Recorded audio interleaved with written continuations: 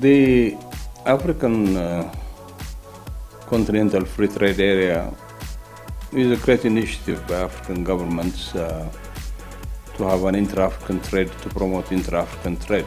And eventually, of course, this will cement the kind of unity that's we have in Africa, because by 2063 we expect to have a major common market, and second thing is to have some kind of political unity. This will have a great advantage. For one,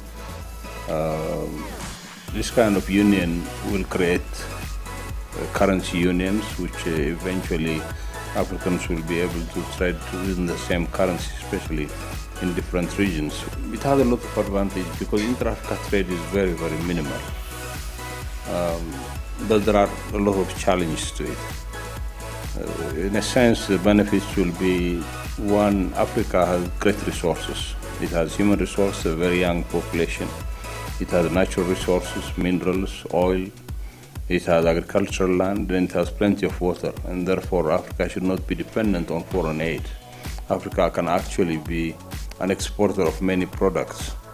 The problem is we're not even interacting within Africa.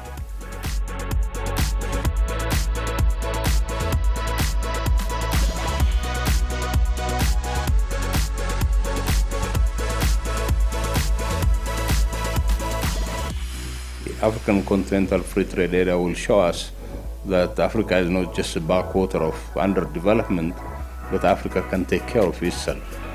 And therefore, it's very important that we hasten this and try to get the infrastructure right, because without infrastructure, there is not going to be a movement of goods and services.